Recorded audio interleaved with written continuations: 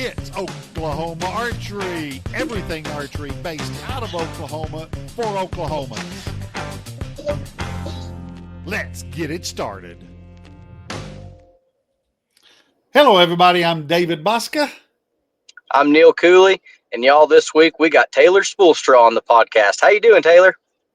Good. How's everyone doing over there? Man, not as tired as you. You are a road warrior. Thank you. So, Taylor, you just got back from one of the biggest, best archery tournaments in the whole world, Reading, the NFAA Trail Classic, and you turned right around and went to another 3D tournament after there. So my question is, how am I the 3D guy in Oklahoma and I've never seen you at one of our shoots? Because I live in California most of the time. Most of the time. Okay. So you run around with old Wendell Souza just a little bit, don't you?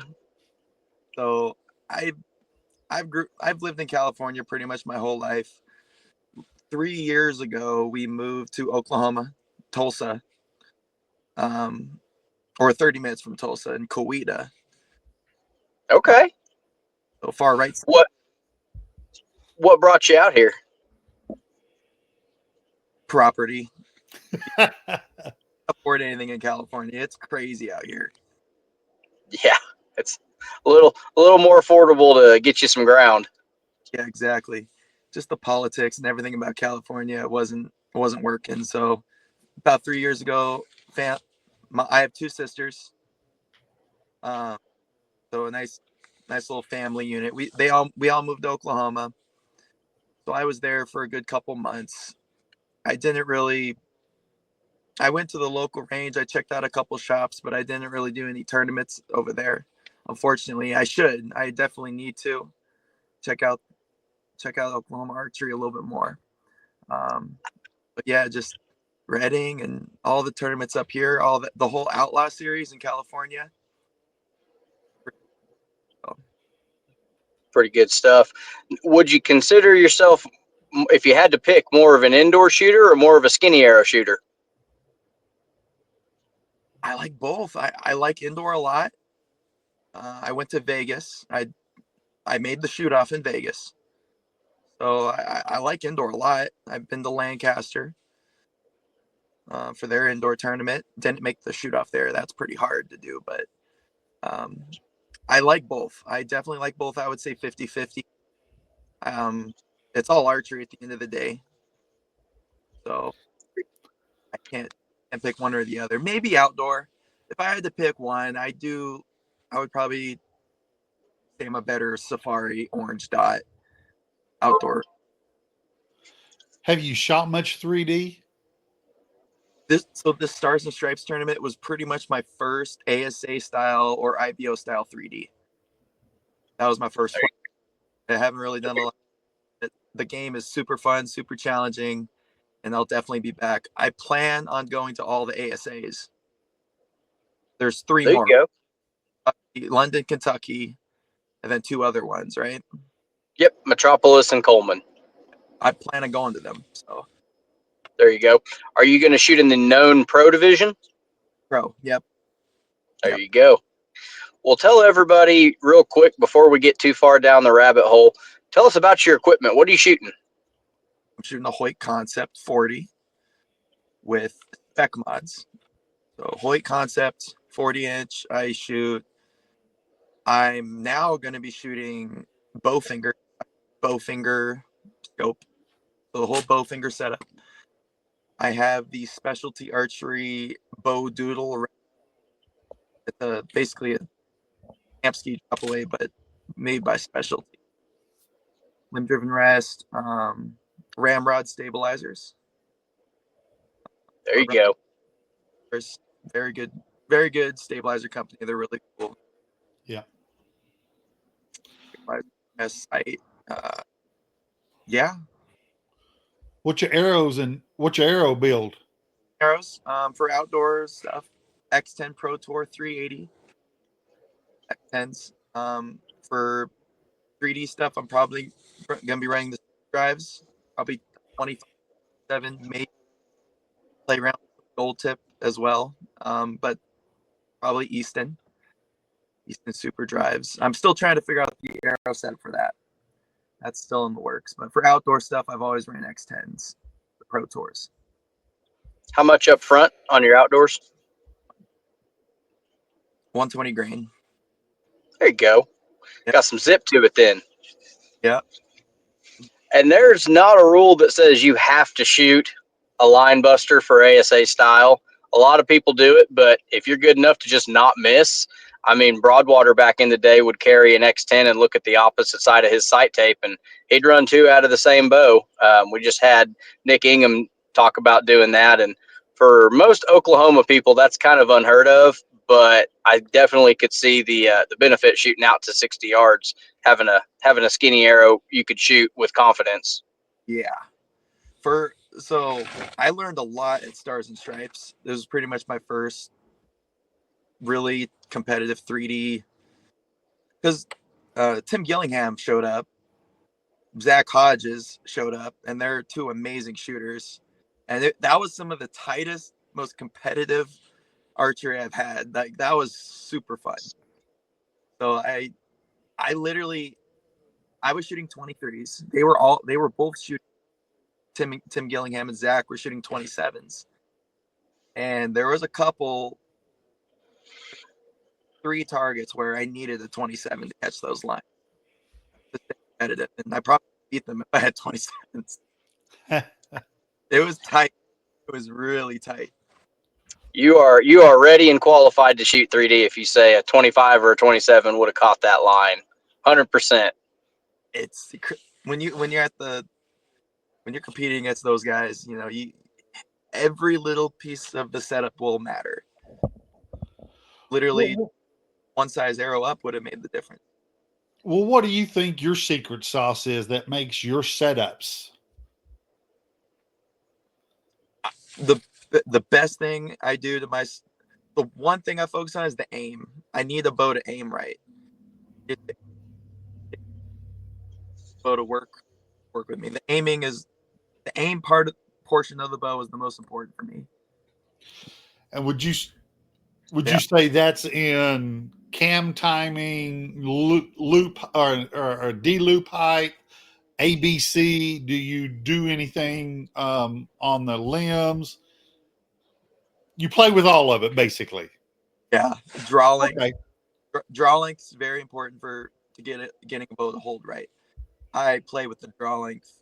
I twist my cables up to holding or increase the valley of the bow or increase the draw length. I'll play with the D loop length. I'll play with all that.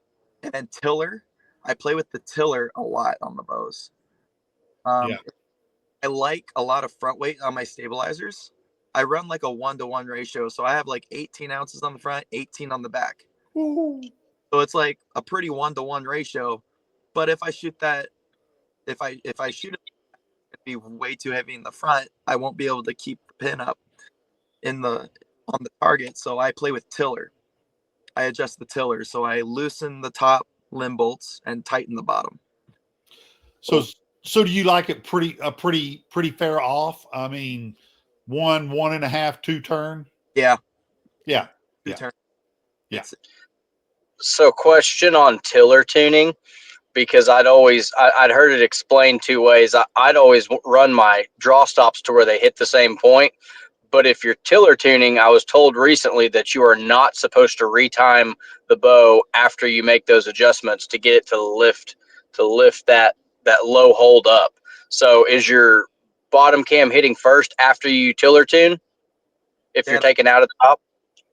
The draw stops are hitting both the same. I do the tiller adjustment and then I retime the bow and get it dead on. It usually doesn't move it that much.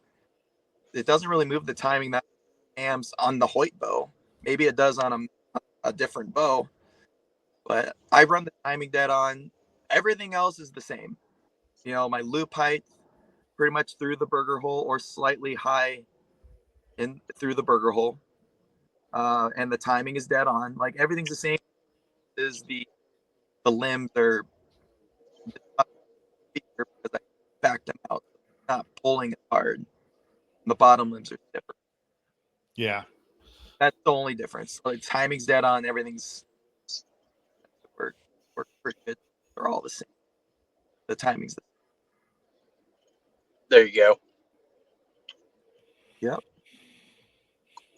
Okay. Cool. It's one of my favorite. One of the recently the past 6 months. It's one of my favorite adjustments I have done. It made a big difference, especially in the bow tech. I used to shoot bow tech, and it really helped that bow a lot. I had a Gen 239, and that's where I first found most of that helping me was on that one. And I was two and a quarter turns out on the top just for that one to even work. And I thought, am I nuts? Why is it that far off? But that's how it held for me. But I couldn't get the left and rights out of that bow. It tore me up. You know what? You're speaking a lot of truth there. That bow for me, it would and the bow would swing. I'm a right-handed. It would swing out right and then come back to center. It's like really swingy. Yeah. I had to play with limbs a lot, so I flipped the limbs from top to bottom. I would play with the limb deflections a lot. I had Bowtech at the time send me some new limbs, some 70-pound limbs. I didn't run the bow at 70 pounds. I ran it at 63 to 65 pounds because I tillered it. I backed the limbs out. I backed the top ones out, just like you did pretty much.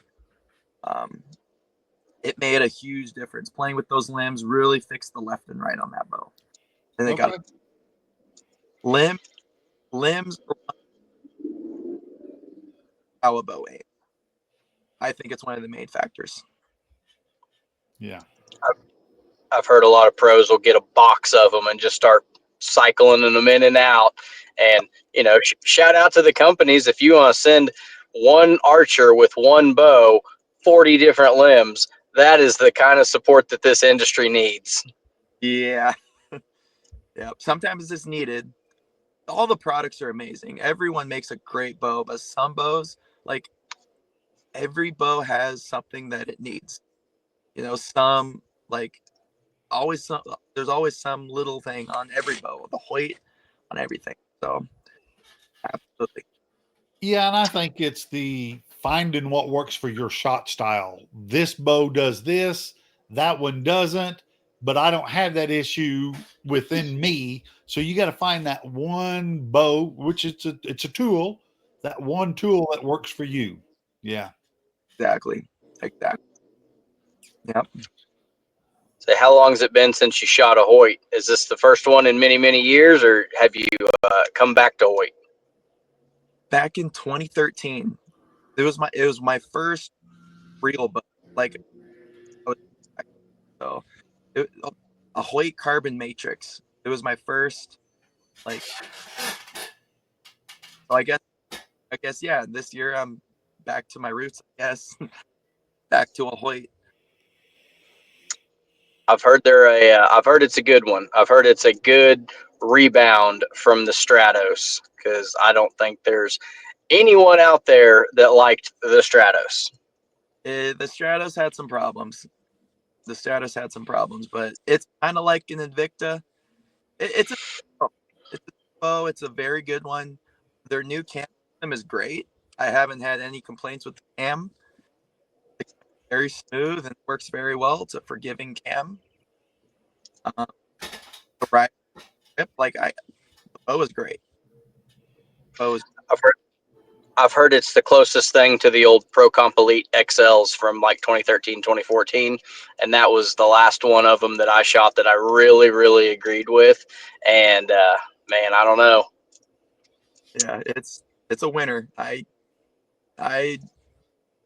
don't like I won't shoot any product if I don't believe in it. Like it. Like I'm gonna shoot what works. I'm gonna shoot what gives me the best odds of winning. So what pulled you to the Bowfinger all of a sudden? There's a little bit of play in my Excel sights. Yeah. I have to speak the truth about it. Like I want a sight that doesn't move at all. The Bowfinger is the most solid sight I've ever felt. There's no play at all, and it's very smooth, very crisp. And doing this ASA, or not ASA, but doing the Stars and Stripes, I learned a lot. Tim a lot, explained a lot. My sight setup was kind of one of the things where I really needed an upgrade. So I'm going to go to the Bowfinger. Um, the Excel's been great. I can't, like, I just, time for a change. Time to go to try out the Bowfinger setup. I think a really good Do the Bowfingers have the micro adjust windage and elevation? And do they lock or not lock? lock. They do. So they have everything's the same, but they have a lock. So and it, and that lock, like with the Excel, they have a lock to lock your micro adjust knob. Yeah. But with the Bowfinger, it locks the whole sliding, the whole part that slides up and down. That all tensions up when you just tighten that knob on the side, and it does it really well. You don't have to tighten it super tight either. You just like barely tighten it, like super easy, like a half of just one little turn. And Okay. locked. Well, I can't disagree with the I'm going to call it what it is, the slop Yeah. in the Excels. I mean, we all got them, we all know it, and we live with it, but that doesn't mean we all like it. So Yeah. yeah. I had one that was sitting on my bow in my bow press fingers, and I was talking on the phone, spinning that wheel in and out just in the middle of a story, and the bow dropped and fell right on the Excel site, and it Ooh.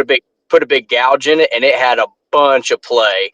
And I called them up, and I was like, hey guys, I dropped it. You know, I'm not the original owner. Is there any way I can get it fixed? And they warranted it for like shipping costs and nothing else. And I got it back, and it was tight, like super tight.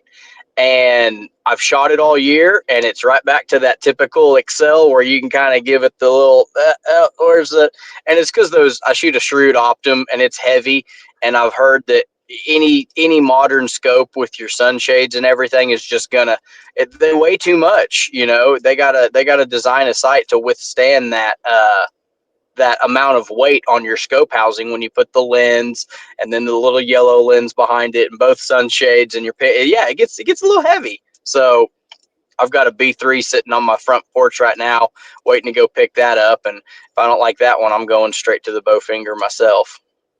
I'll tell you what, Tim, it was all.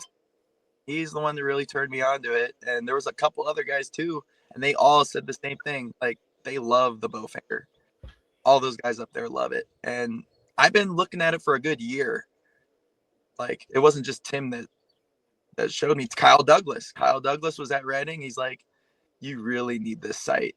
It's an upgrade. Like you're gonna need it. So And then Tim being Tim, he kind of probably sold you on it anyway. yeah, he took me over the edge and sold me on it for sure. See, I thought Tim was shooting the black gold ones. Was that not his thing anymore? No. Your guy now. Yeah. I like Black Gold. I think he I know he makes all his 3D printed knobs and all that still for the Black Golds and all the sites, but but his target setup is the Bowfinger. Yeah. Way I understand, Black Gold is a part of the Bowtech sales group.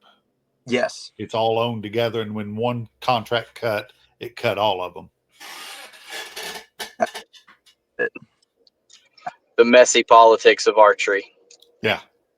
That's really a bummer.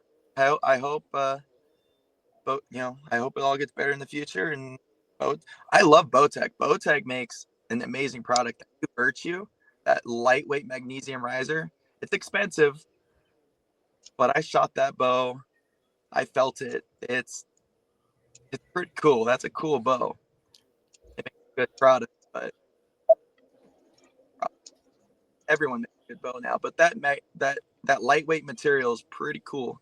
I would like to see that in like a 36-inch for like a female target bow. I want a lightweight target bow for the ideal target bow. There's no good bow out there right now that'll work good for like a archer that's like a 36, 35 to, so that's what. Well, let's jump real quick back over to the Redding, California shoot. How many years have you done that one now? Probably it's been a while. I've been doing Redding and those orange dot safari style tournaments for a while. Okay. Same with like they like higher level tournaments. That was like We've got some bad connection or something. We're getting about every 3 words you're saying right now, Taylor. oh, I think it's the cell tower world more than anything else. like, Yeah. what? See, I couldn't hear what you said, bud. Yeah, I just turned my cellular data off. Let me see if I can fix it. Can you hear me a little better at all? Anything? Well, for that sentence, it was good. We'll Okay. keep going and we'll go from there. Tell everyone again, how many years have you done the Redding shoot? Good 10 years. Okay. Yeah. Yeah. Yep, for a while. What kind of scores, and tell everyone what you did this year? This year, I cleaned the first Stefan Hansen. The first 2 days of Redding. Redding is 3 days. Welcome back. Oh, cut out. Yeah, I say I'm on the cell phone and it's decided that it's just too hot out here. So I'll be good. I got a voice for radio, or a face for radio, as Dave says. But yeah, so the first 2 days I cleaned Redding. Right? It was me and Stefan Hansen. We were leading. We were both clean.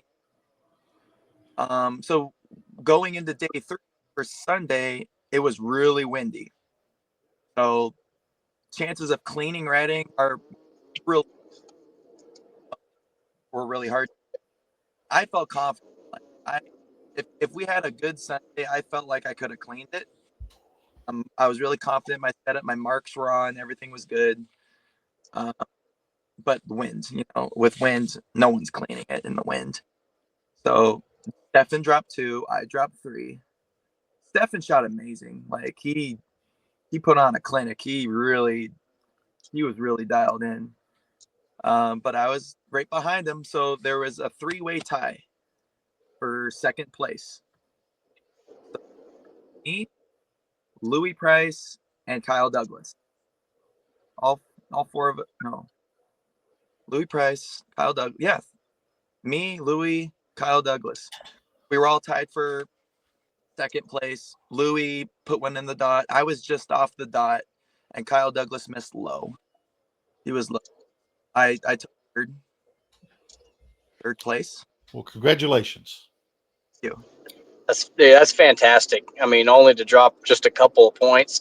Do you remember which target it was? Oh yeah. It was all on Sunday. It was all in the wind. So it was all wind calls. Like on one target, so on the elk herd, 8-yard in the winds. The wind was blowing left to right, but it was like on and off, right? So the wind would blow really hard, but it was swirly. The wind was really swirly. So it would blow from left to right, then it would kind of stall. But when it stalls, it's kind of swirling by the elk. It's like doing a little loop-de-loop. So everyone, my partner, Elliot Lee, shot really good. He covered me on 2 that I missed. So but we both missed the elk. That's the one we dropped 1 as a team. So I held, everyone was drifting right. I held left dot, and I shot my shot, and there was no wind, and it went right where I aimed. So I missed left. Like, crap. Well, I guess that was just a misread on the wind. So then on my second shot, I made the best shot I could, held center, and it went in the dot. So I dropped 1 there. Then we move on to the 73-yard moose. That was also a wind, because with the moose you switch directions.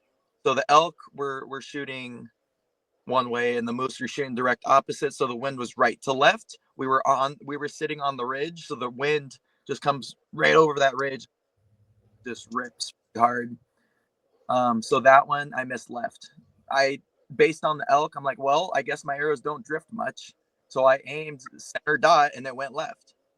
Huh.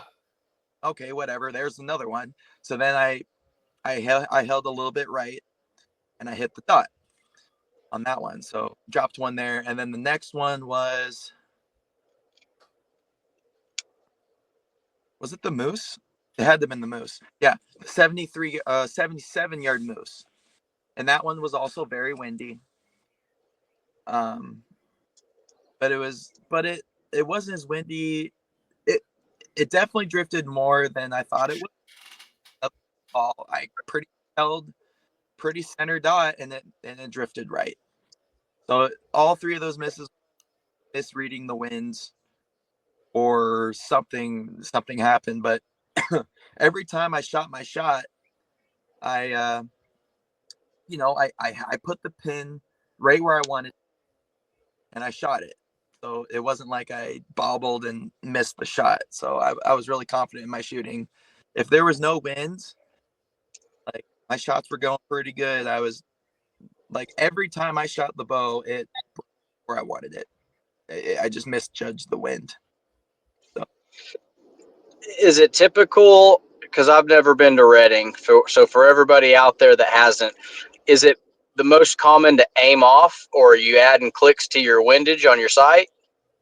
everyone, I hear some people aim off, some people will like bubble over to still aim in the middle. I just it's easier, and I don't click my sight. Like the wind changes all the time, so it's for me it's hard to bubble the same every time. Like you might bubble more one time than the other. I've never been able to repeat bubbling the sight. And as far as clicking your sight, like sometimes you can get lost in the clicks. Like not then you have to click your sight. You might not get it right. So that kind of scares me. I've always just aimed off. For me, it's easy. Just like, if the wind is blowing left to right and it's blowing at a certain, you just have to use sense, and kind of with experience, you can kind of figure out how much to aim off every time. If it's ripping, like if it's a 20-mile-an-hour straight left to right winds, I know I have to hold a full dot over and at like 50 yards, and it'll, it might pull it into play or whatever. I don't know. You just kind of figure it out over time. For me, it's the easiest to repeat, just to hold off. That's just some people can't do that though. They can't aim at nothing. They have to aim on the dot, and part of their shot process, they need to aim at something. So I could just put it right where I need it and aim. Kind of use peripheral vision and see the dot and see how much distance my pin is off. Just break a shot that way. I think that'll help you a lot when you get into the 3D. There's a lot of people that have to have that dot, have to have that arrow, have to have that hole in the target. But if you can do what you're talking about, yeah. That's just what I've gotten used to, and it works for me. In the gun roll too, like I shoot a lot of air guns. I really like air guns. Air guns are really fun. And with those, when you're shooting pellets, you gotta just hold off. You dial your crosshair in, you dial your turret in, and then 6 yards, I have to hold half mil or whatever it is. That makes sense. I've seen a little bit of wind drift in my current arrow setup, and I've been fighting it. I was out in there, wind at my back, 50-yard shot, had one at the left of the lower 12, one right above it, and I said, right there, you got something good to look at. And I broke a great shot. I don't shoot from the black stake, but I was just fun round that day. I'd shot my score round on Saturday. So the next day I'm like, well, let's stretch it out a bit, just see what you're made of. And I broke a beautiful shot for me. It was a pretty good one. And that thing drifted 7.5 inches to the right for an 8. Shot the thing in the front shoulder. And I was like, man, I've never been the one to blame the bow, the wind, the arrow. but the just 120 up front on a 23 is just not enough point weight. So we cut an inch off of them. We added 140, and we went up from a what is that? FFP 225 to a Pro 2.5. So a little taller, a little longer, and a little more point weight on less of an arrow. And we're going to see if we can turn those things into darts, because man, that wind is it's wreaking havoc on me. And when you break a good surprise shot, if you just muscle up and punch it, it's going to be a little more forgiving in the wind. But I can't let myself do that for my shot execution, because it follows me almost immediately. Like I get to that next one, I'm squeezing on it, and I feel myself want to just give it that little double clutch. I'm like, no, we're squeezing it and we're pulling it out the back. And it takes two bad ones to have a really long day for me. So I'm going to have to build something to fight the wind. That is why I shoot X10s out in Reading. Like, that's why the skinny, like the arrow with the highest BC as possible, ballistic coefficients, right?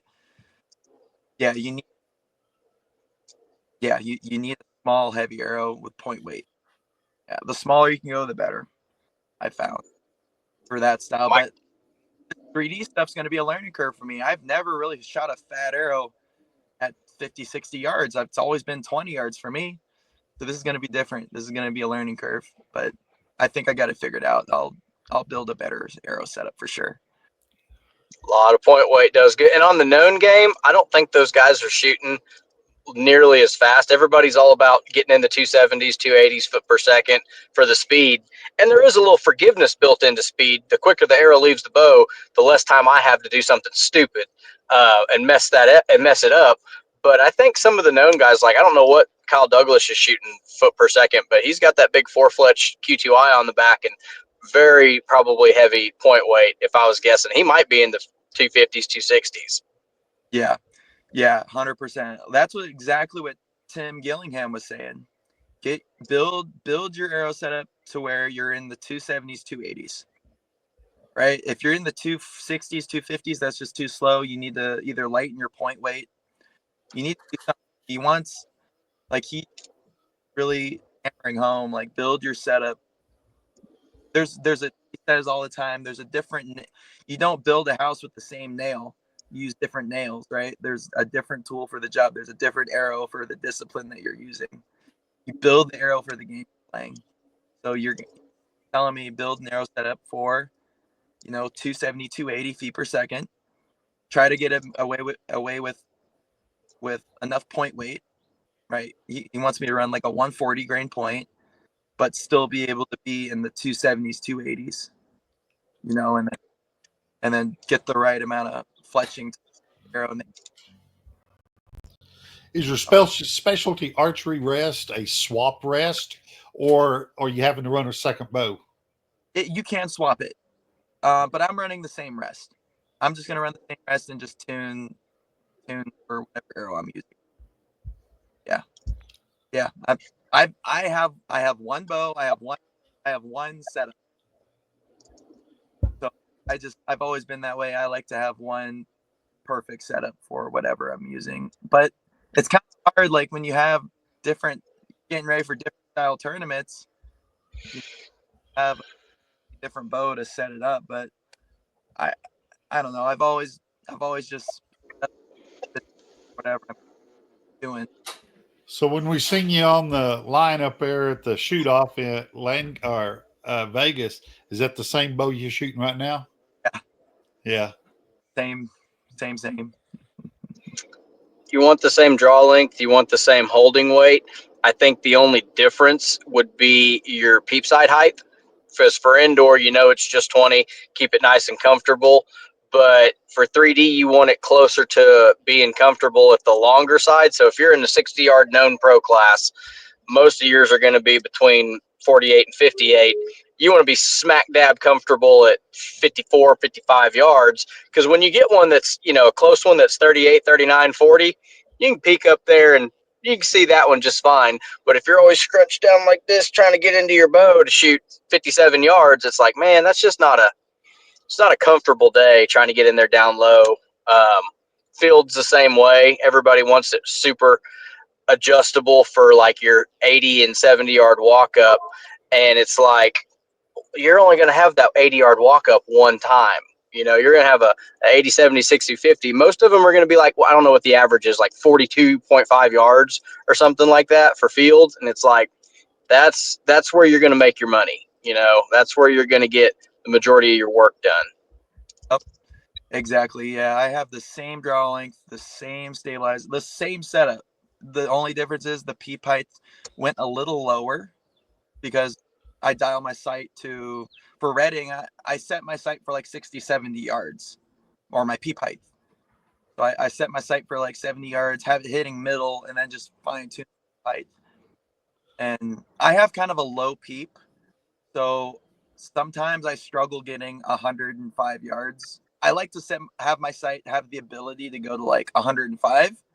So I have some, so I'm like right on the line. Sometimes I'll run into clearance issues because my peep height is so low. It's like under 5 inches, like 4.95 inches on my peep height.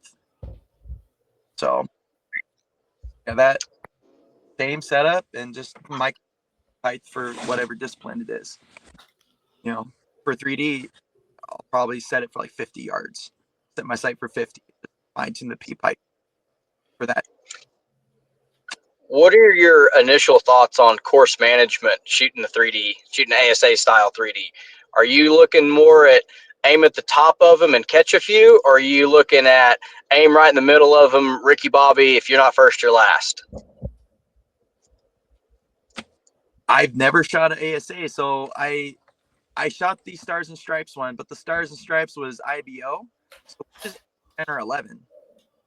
We were just 11, so that's going to be a learning curve for me. I don't know. I don't know if I'm going to go upper or lower or what I'm going to figure it out. Yeah. Yeah. Doesn't everyone go upper? I think, or no? All the good guys do. Yeah, a lot of good ones play that game. I don't I don't like them, man. I don't like shooting uppers. I call one every other tournament. Usually hit them, or it's way out the top. I did a few. I took a poke at a few of them on Sunday, but I would much rather it doesn't seem natural aiming up that high. And the way I'm running my pin right now is an 019, and I just don't see enough of it.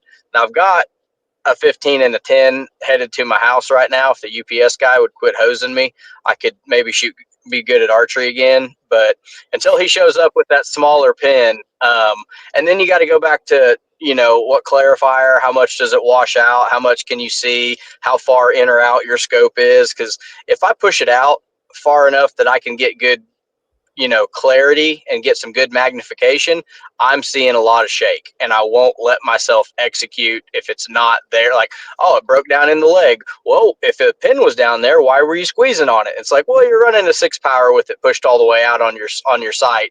You're going to see some movement with that. You know, Dave runs a 7 or an 8 power with a 47-inch draw length, and he can see halfway around the dark side of the moon with that thing. So it's all a matter of like, how much do you want to see? Like when I'm having a bad day executing or aiming, I can just flare that pin out and run that light all the way up, and it'll cover at least a third of the 10 ring if I'm past 35 yards. And it's like, okay, there's the 10 ring. I know the lower 12 is on the low right side. That's the right side of it. That's the low side of it. Boom. And it covers it up. But on a good day, you want a teeny tiny pin, and you're in there dodging. And, you know, if you're in a known pro group, they're going to have 5 or 6 guys in there. You're going to get up, shoot last, and have 2 in the upper and 2 in the lower. And you want to be able to see around, okay, I need to hit the bottom left side of that upper 12.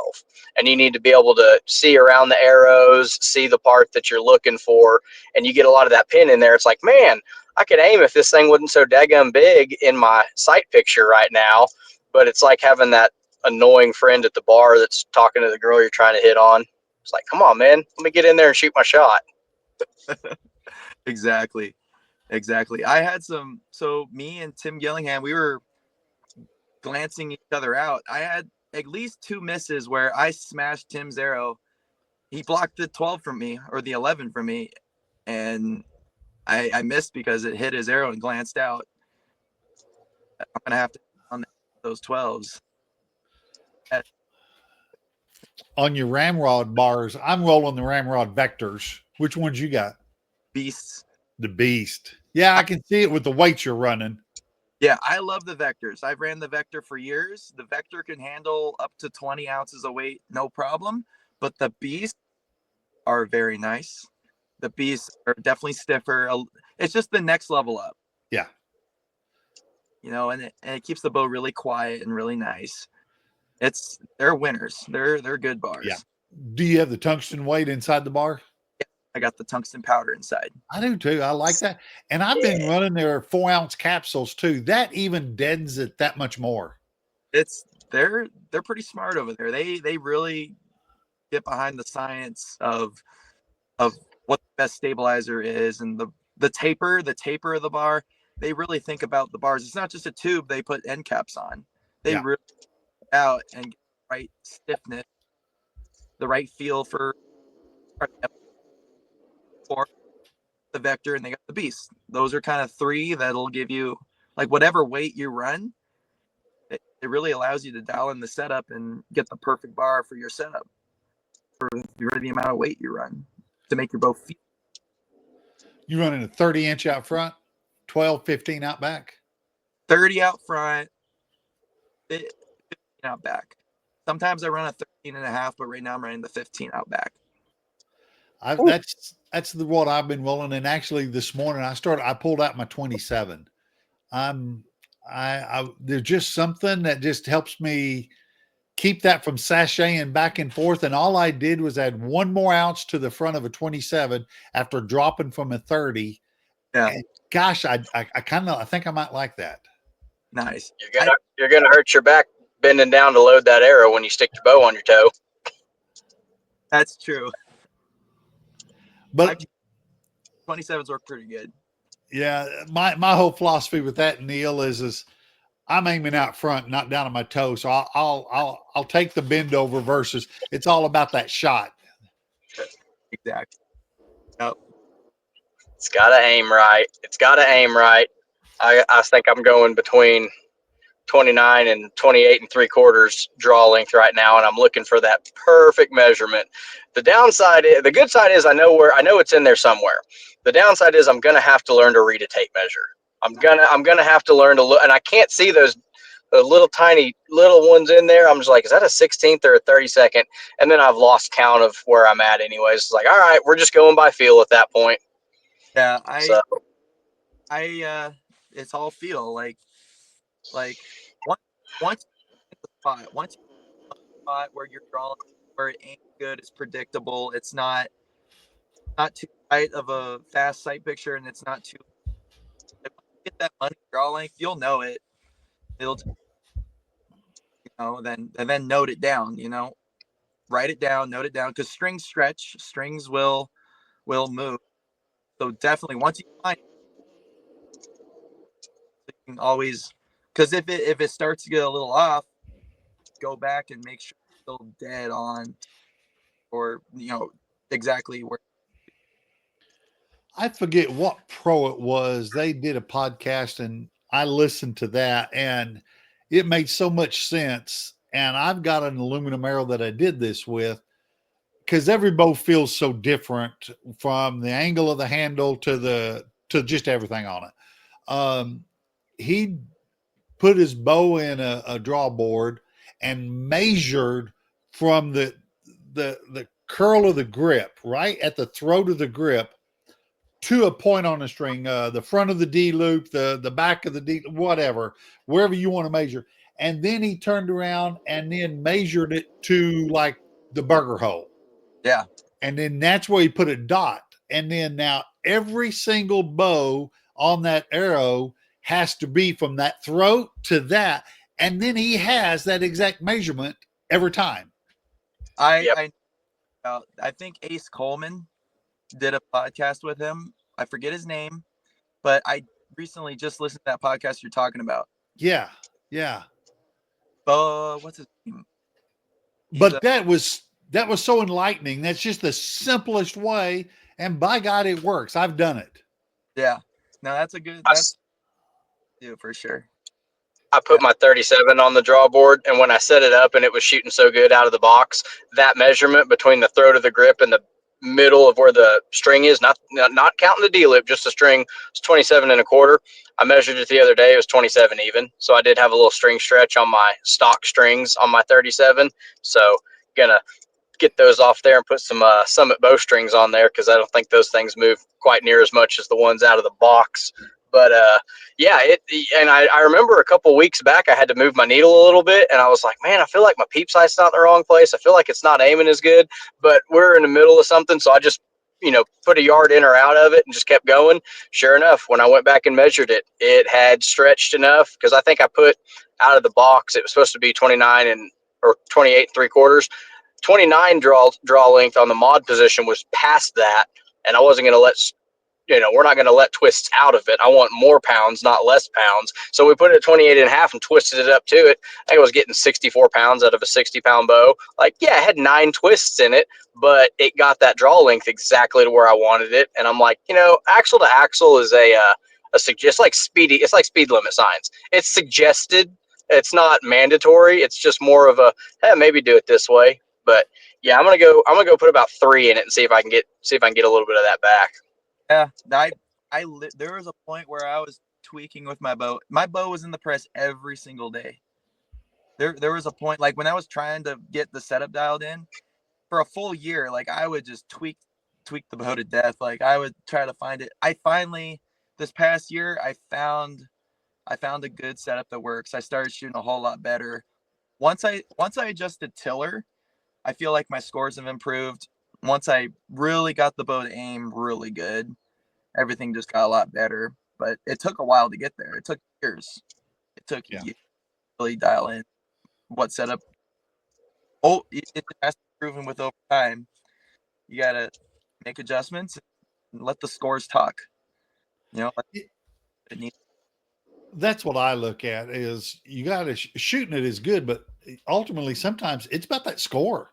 Just because it's not feeling right, but if it's scoring, I'm the world's worst of still wanting to tweak it, and I'm like, but it was hitting.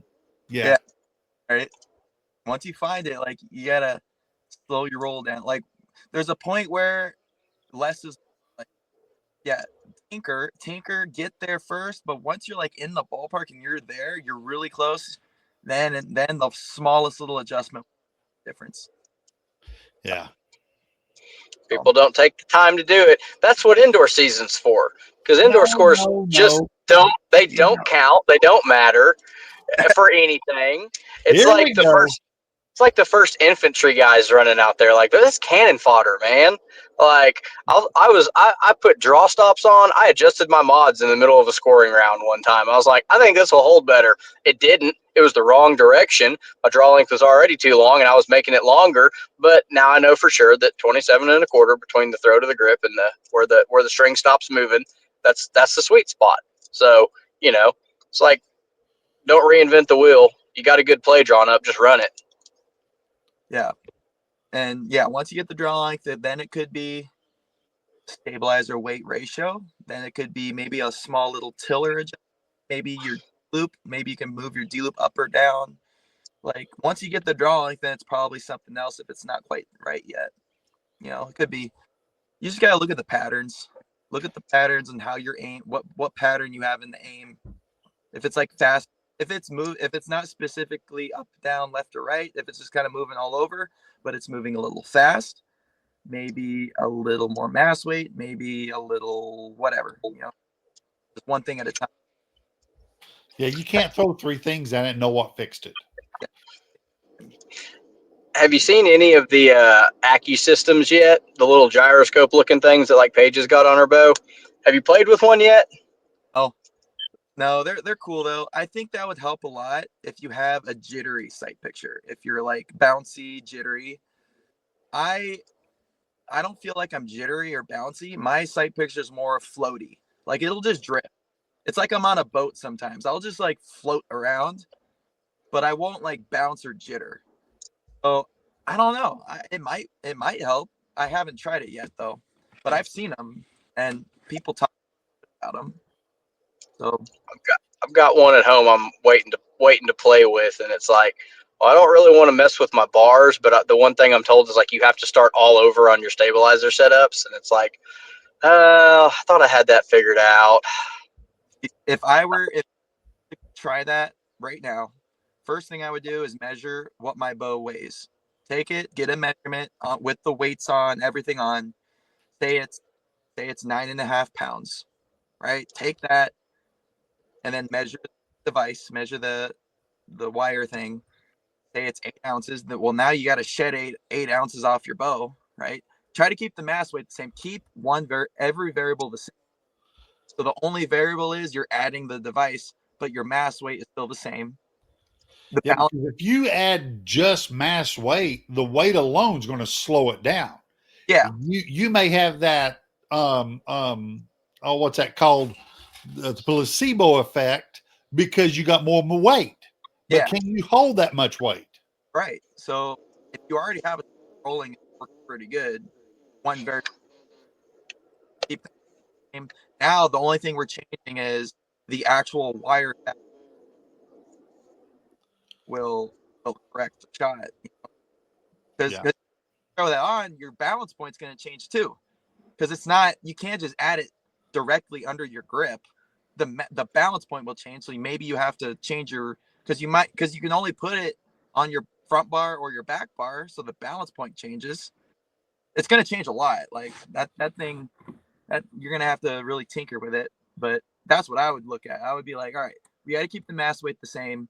The next factor we got to keep the same is the balance point, which is kind of a guess. You're just going to have to, you know, play with it and get the balance the same.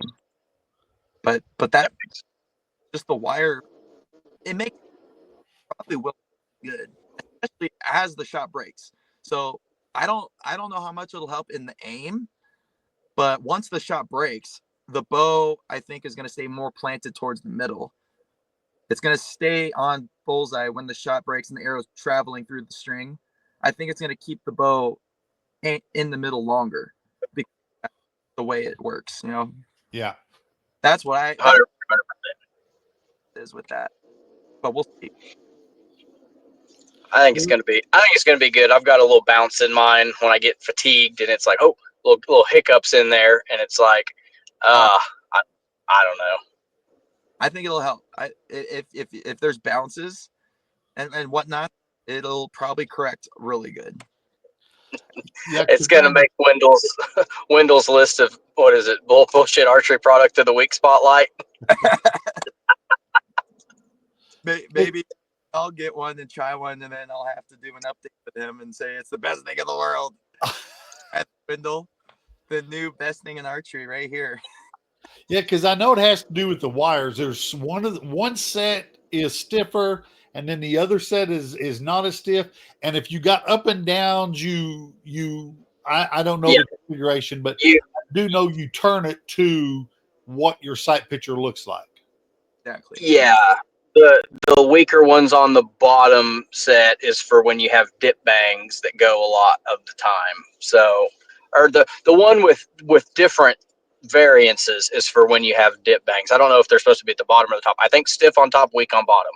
I think, but I'm running the one that's uniform all the way around because I'm going to put it in my bow case and stuff it in the back seat of my car and go to a tournament. And I don't want it to be all broken down when I get there. So it's like, oh, my little guy's falling down there. Some idiot put it in the bow case wrong, and user error has once again thwarted a good product. Right. Yeah. That's gonna be fun to play with. They're like Paige Pierce. Paige Pierce likes it. I think she's running it right now. I think Tate Morgan's running it. Ace Coleman, I saw it on his bow, and there's a couple people running it that are shooting pretty good. So yeah, The Olympic recurve people, Casey Kaufhold's got one. On the recurve? Yep. Mm-hmm. That'll help a whole lot with a recurve. I didn't even think about recurve. That'll help a lot. Oh yeah. Yeah, they're out there, silent killers like heart disease. And I think it passes all the world archery stuff you can do to it. Yeah, buddy. I did heart disease, so I had to Hey, got Got to die of something, man. I don't know when it's going to be, but I'm going to be at full draw when it happens. Right. Yeah. Yeah. Well, all right, Neil. I think we've probably taken a lot of Taylor's time. We've picked his brain, man. Let's wrap this up, Taylor. What was that? I said, let's wrap this up and everything. You got any social medias or anything, sponsors? You yell them out there. Shops? Yeah, so my Instagram and Facebook is just my name, Taylor Spoolstra. I'm not the best at social. My local shop down here is High Tech Archery. They're a great shop. They're a big shop. Um, Stars and Stripes, Endless Archery in Idaho, one of the coolest I've been in. I love all the shops. I'm not biased towards any one shop. I love all of them, but local shop is High Tech Archery down here. Um, Sponsor White Archery, Bowfinger, Gas Bowstrings, Ramrods. All the sponsors. They're amazing. Um, need we need all the sponsors we can get. They help out so much. Yeah. And And you might even put in the state of Oklahoma, seeing as how you can afford property here. yeah, I registered all my NFA stuff through Oklahoma. So when I shoot all the tournaments, it's through Oklahoma because Oklahoma's a better state than California. We'll take it. I love Oklahoma. I Man, I'm up there. I'm gonna need to. What's shot out of? Go up there. Where's the go-to spot? Oklahoma, man, you could go to G2 if you're down south in Ardmore. If you're in the metro, best place to go is H&H. If you're up north, but got two good shops up there, the Arrow Shop in Dewey and Tybo's Archery. So north, central, or south, no matter where you're at, we've got some great shops. Couple of them out west, but western Oklahoma is kind of the unconquered frontier of archery right now. Like, we just had an ASA out there, and those people out there, dude, they drive 3 hours, 4 hours east every single weekend to hit ours. And we're like, y'all come west 3 hours. And it's kind of like pulling teeth to get them to drive out to the panhandle, So most of them around the metro or, north or south where we're out of. I shoot for G2 Shooting Academy in Ardmore, and then we spend a lot of time shooting indoor at H&H here in the city. So those are some pretty good ones. Up around Tulsa, the Arrow Shop with Miles Blair and Tybo Archeries with Ty Dameron. Those guys can get you taken care of. Both of them very, very accomplished shooters in the day. So I know Ty's a young guy. Miles is a little older, but I think he's a two-time national champion. And when he gets done with your bow, not for everybody else out there, you probably be able to do just about anything you need to yours. But if you're just getting going, Miles and Ty take care of you pretty good. Heck yeah, I'm excited. Do you guys know? So my buddy, they used to be down here in California. He moved to Oklahoma. I think he's in Oklahoma City. His name's Sly Cooper. Do you guys know Sly? Oh my God! Here, hold on. Right there. Cooper Heaton there. He just texted me like an hour ago. He said I was like, "You gonna come shoot 3D this weekend? Get your ass beat?" And he goes, "No, I got work to do." I was like, "You mean with the air conditioning or on your bow?" So he's working this weekend, but he came out this weekend. I spanked his hiney. I whooped him. I beat him like a redheaded freckled stepchild, baby. Sly, you can't happen. Sly, what's going on over there? Man. Boom is it's his kryptonite, man. He just can't. There's not a dot to aim at. So what are you supposed to do? Definitely a dot shooter. That is true. Great. My butt. Back in this was 7 years ago. We were neck and neck. Like he was dropping some hot scores, and then and then times change. Times happen. So, but yeah, he's a great shooter. I love that guy. He's cool. Oh, he saved, no doubt. He saved all his good shots for we do a known team shoot for some bonus money after our ASA qualifiers, and he came out there and smoked some 14 rings. We let him shoot at the 14s. Took some money off a 6-year-old kid. Tell you what, dude, this kid is all of 3 foot 2 inches tall, and Sly took a pocket full of his money home. I tell you what, call DHS because somebody's out there abusing kids.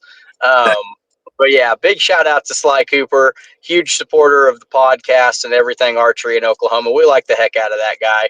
And if he ever figures out how to shoot 3D, we're all going to be in trouble.